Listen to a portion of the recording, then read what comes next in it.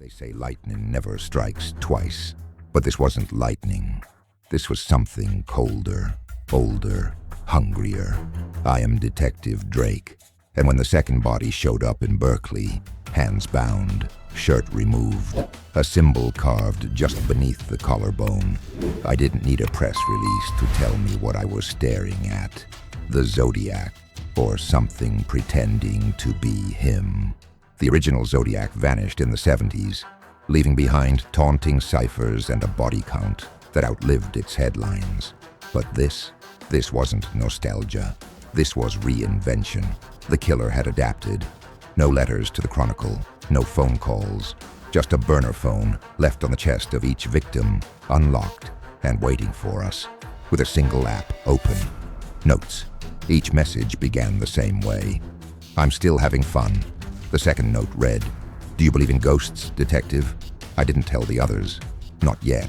Not until I was sure. So I stood alone in that morgue, staring at symbols more refined than the originals.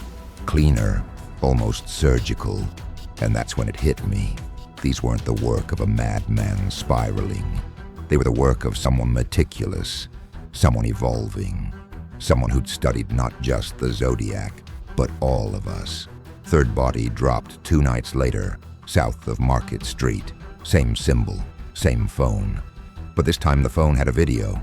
Static at first, then a shot of a wall, lined with newspaper clippings, old Zodiac case files, blurry crime scene photos, even a screenshot of me on the courthouse steps during the Halverson case in '22. In the background, you could hear it, faint breathing, controlled, close. And then just before it cut to black, a whisper, "You're the only one who sees." Whoever this was, they weren't chasing infamy. They were chasing me.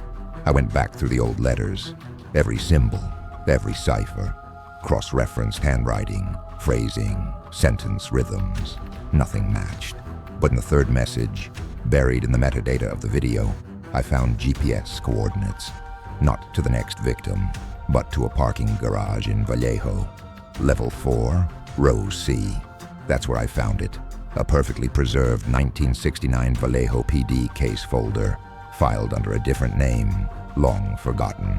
Inside, a fingerprint card, a photo of a man never linked to the Zodiac, and a faded note in typewritten font. He practiced first.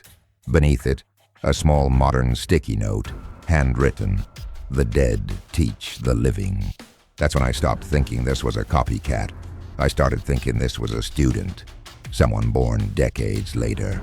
Someone obsessed. Someone methodical enough to reverse engineer fear itself. They weren't just copying the Zodiac.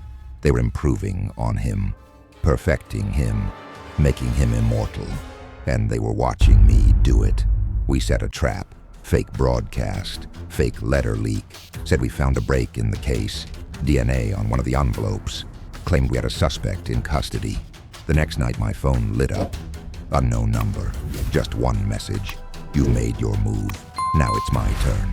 The final victim wasn't a person. It was a memory. A recreation of the original Blue Rock Springs crime scene. Same car model, same position, same music on the radio.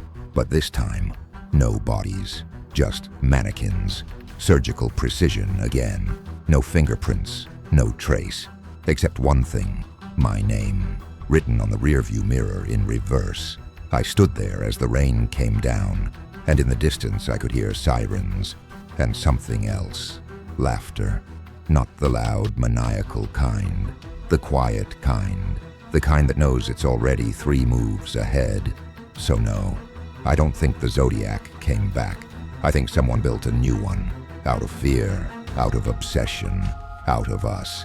And he's still out there, perfecting the echo, because some killers don't want to be caught.